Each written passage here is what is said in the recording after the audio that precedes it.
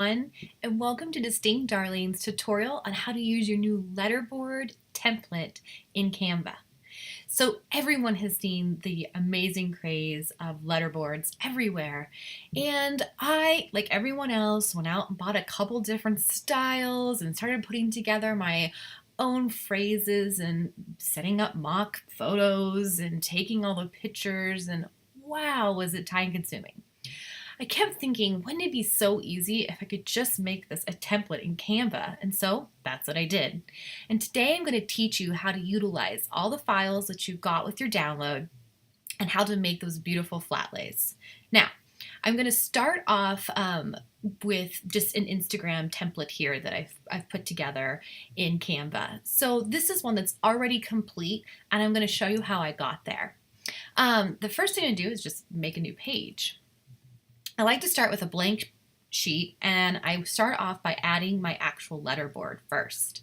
I've uploaded all my files over here into uploads, and I make folders and tag them, and so they're easier to locate later. So I'm going to hop in here with my letterboards, and I'm going to grab a white one this time. Pop that on. Now, what I like to do is you can tilt them and whatnot afterwards. It's much easier if you go ahead, lay it out, get all the letters on there, and then we're going to group it all together so we have the image as one piece. So I'm going to start by just leaving it flat, even though I'm going to tilt it later, and I'll show you that in just a few minutes. Now I'm going to go into my black letters, and as you can see, I have them all uploaded already, and I'm just going to go and just put a few things on just so we can practice. You'll see that when you come into here, they're all one size over here, but you'll need to bring them on and resize them to whatever shape that you're utilizing. You'll notice that this says 71 by 99, and as I make different sizes in and out, you can see how that number changes. It's really important that once you get to the right size for the letterboard that you're using, you're going to want to make sure you know what that size is. So for instance, this one is going to size out at, looks like 73. So I'm going to make sure that all of the rest of my images that I pull over, that second number is going to be 73, and they'll all match up. So let's just get some more letters on here. And like I say, whoops, grab the wrong guy there, grab the letter. And I'm just going to go down until I see this get to 73. And then I'm going to pull it over and put it next to my T. So as you're putting each letter in, they are a larger size typically coming in. The main reason for that is so that they hold their quality if you're doing a larger project. And then a little tip I want to give you guys is once you already have a letter size, you can just click it, hit copy, and now you know you have the right size letter. So now you can see that I have the word test here on my letterboard.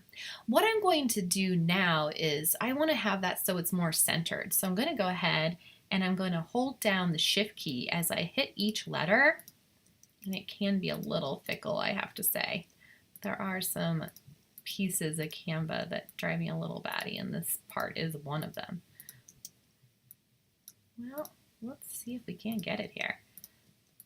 Well, what I'd like to do is get this all grouped together, but I don't think it's going to work for me. So I'm going to group these, and then I'm going to hit this last one, and so I have them all together.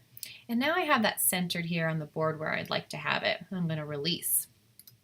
Now, I have it all set up on here, but I want to get the same look and feel where it's at an angle. And so what I do is I simply hold the shift key, take my arrow, and I drag over all of the text you'd have and the board and hold it together.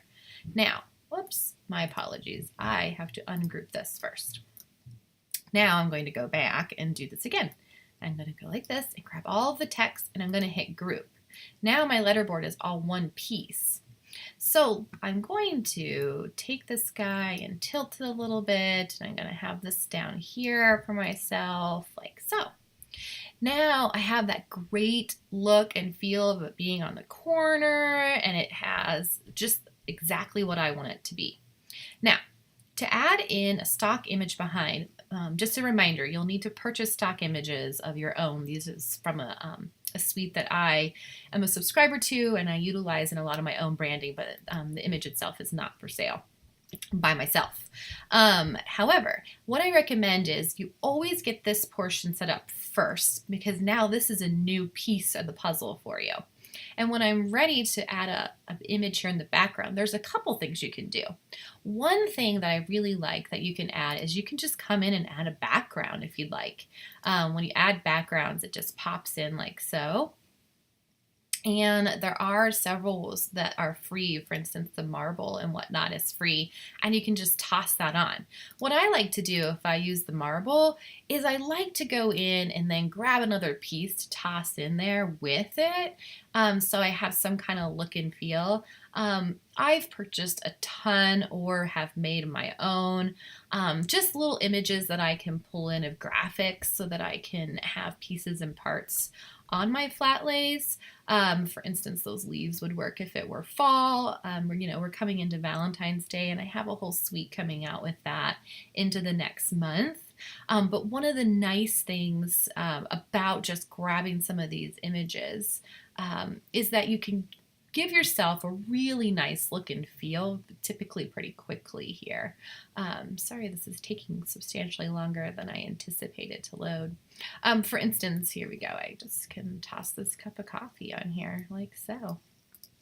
Now I have this beautiful image that I can download and I can put up on to my social media. Now, the other really cool thing I want to show you too is, let's say we're going to get rid of this puppy here. And I don't want this background, okay? So what I want to do, what I did up here to make this one work was pretty simple. I came in and I added a grid in the background so that my photo would crop properly. Now, I just grab a hold of the grid and I make sure that it's to the back and that my image is to the front. Then I can grab one of my styled stock images that I have, and I can take that and I can put it in the background and then manipulate around how I want it to be. Once again, these images are not included in the package. These were purchased separately. So if I cop in here and I'm like, okay, so I think we're going to take this guy and we're going to turn him this way. And maybe I don't want to turn quite so much. Boom. Now I have my letterboard sitting with my styled stock image in the background. So the look and the feel is just amazing. You get that same look of setting up photos at your house without having to buy all the props and all the pieces. And it's super simple. If you're looking to just do simple background images, you can, like I say, you can go in and just do a marble background. If you want to purchase styled stock photos, you can lay them in the background. There's so many great places out there that utilize that you can purchase styled stock photos from for a reasonable cost. Or there's tons of them that give out freebies every month and you can utilize those. So happy putting together your new letterboards. I can't wait to see the final results. Tag us at distinctly_Rachel or hashtag #DistinctDarlings. We can't wait to see what you put together. Happy letterboarding!